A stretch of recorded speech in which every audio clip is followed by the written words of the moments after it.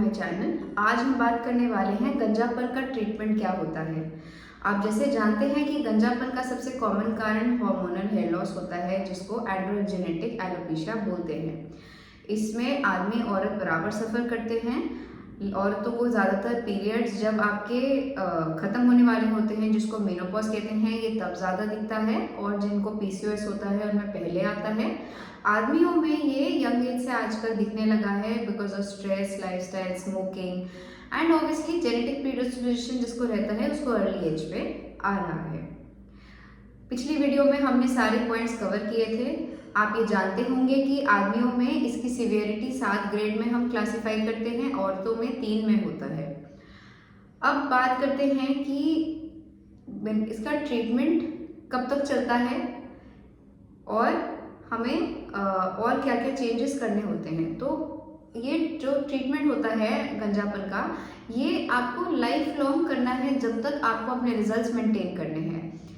और कैसे करना है? शुरू के 6 महीने आदमियों में और शुरू के 9 महीने से 12 महीने औरतों में सीरम को रेगुलर यूज़ करना होता है, और इसके बाद इसको बीच बीच में कंटिन्यू रखना पड़ता है, क्योंकि मिनॉक्सिडिल और बाकी जो है सीरम्स हैं वो आपकी जो एक बैकग्राउंड सेंसिटिविटी है, बैकग्राउंड डैमेज है जेनेटिक्स और हार्मोन की वजह से, उसको ये काउंटर करता है और रिवर्स करता है।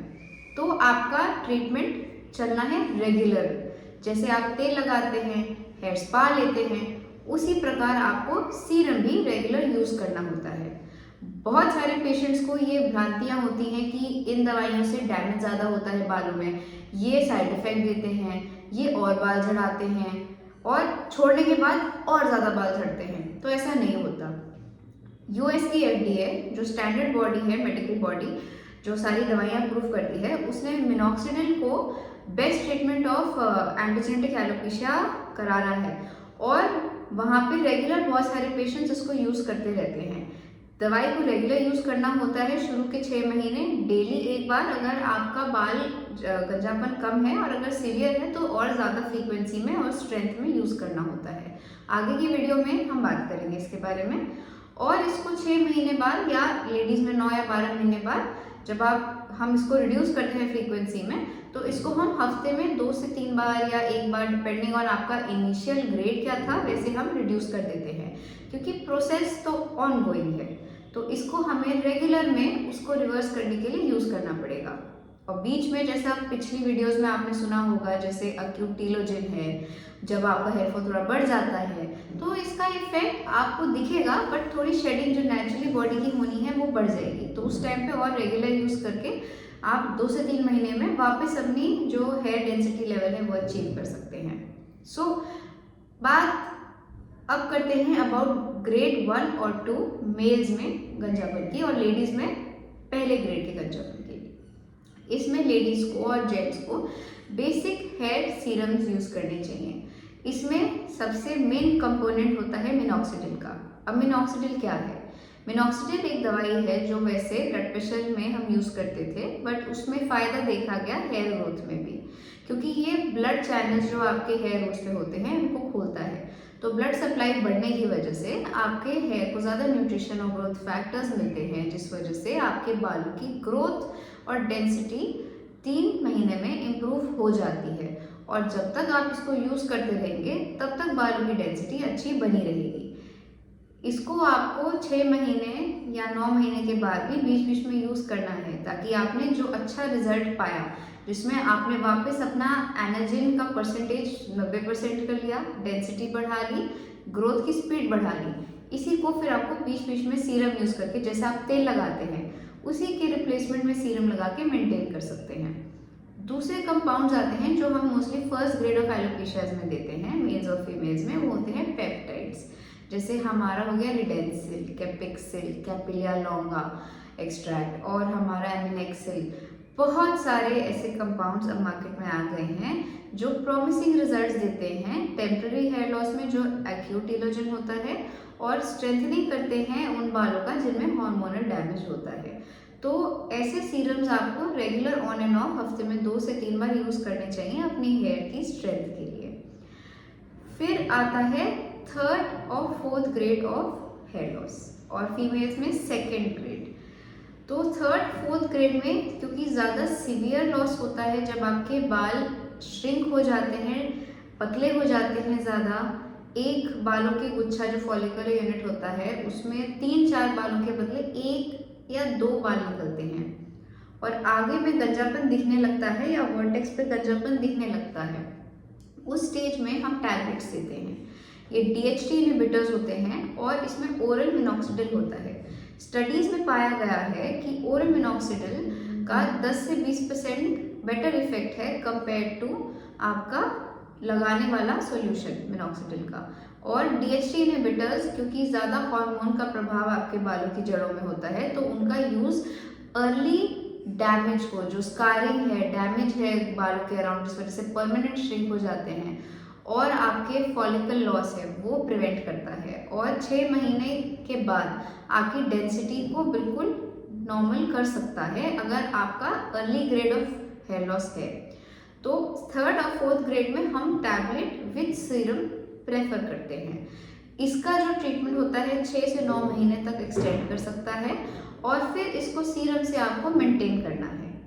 अगर फ्यूचर में वापस आपकी सिवियरिटी बढ़ती है तो हम इसको बीच बीच में यूज़ कर सकते हैं। इसमें मॉनिटर ही हमें ब्लड आपका जैसे CBC है, लिवर टेस्ट है, हमें ये चेक करते रहना पड़ता है हर 1 से 3 महीने में, डिपेंडिंग ऑन आपकी कुछ बैकग्राउंड इश्यूज हैं, देखने के लिए कि दवाई के कारण आपके लिवर पे कोई बुरा प्रभाव नहीं है। ज़्यादातर लोगों को वैसे दिक्कत नहीं आती, फिर भी आप अपने डॉक्टर से कंसल्ट करके ही ऐसी दवाइयों को यूज़ करिए। और फिर आते हैं हम 5th 6th grade of alopecia पे।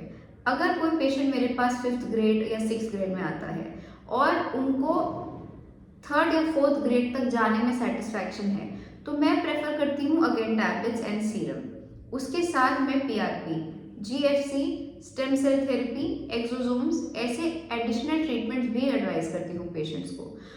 पहले ग्रेड्स में भी अपनी हेयर की हेल्थ मेंटेनेंस के लिए ये ट्रीटमेंट आप कभी भी बीच में इन सारे ट्रीटमेंट्स के साथ ले सकते हैं।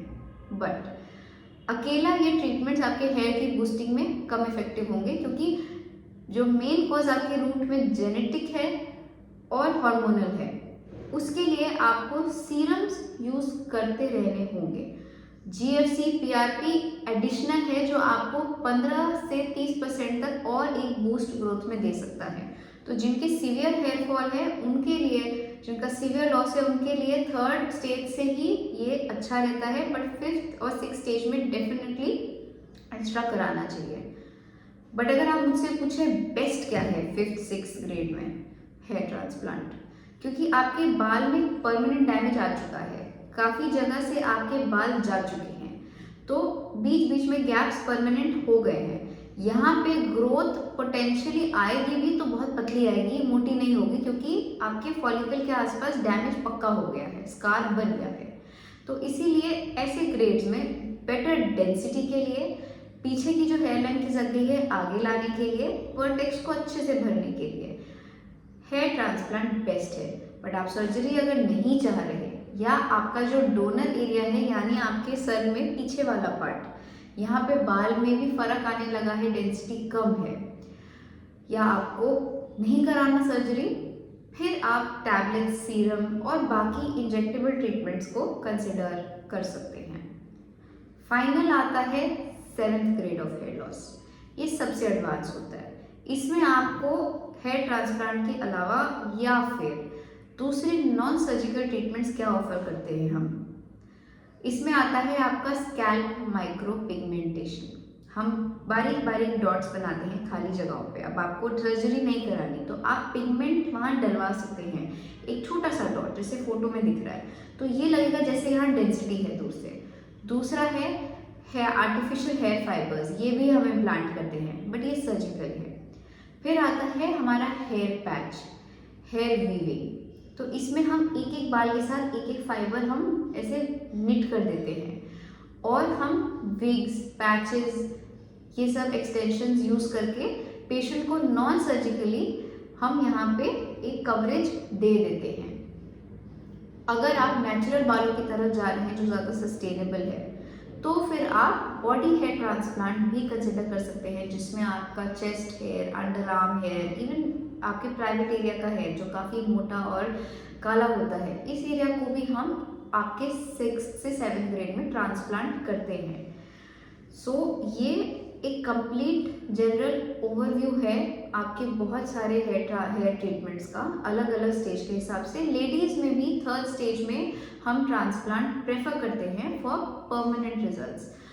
ट्रांसप्लांट के पेशेंट्स में भी हम एक अलग से डिस्कशन करेंगे with very renowned plastic surgeon कि ट्रांसप्लांट के क्या क्या रिजल्ट्स होते हैं, ट्रांसप्लांट हमारा कितने साल चलता है, किसको फिर से करवाना पड़ता है, और इसमें इश्यूज क्या आते हैं, केयर क्या है, एंड कितना एवरेज कॉस्टिंग बैठता है। ये सब हम कवर करेंगे आगे वाली वीडियोस में, तो सब्सक्राइब करके चैनल पे बने रहिएगा। नेक्स्ट वीडियो आने वाली है मिनॉक्सिडिल पे, जिसमें हम उसके इफेक्ट, साइड इफेक्ट, जो क्वेश्चंस है कॉमनली जो सबको होते हैं, एक पेशेंट के साथ हम डिस्कस करेंगे। So subscribe and follow for more updates.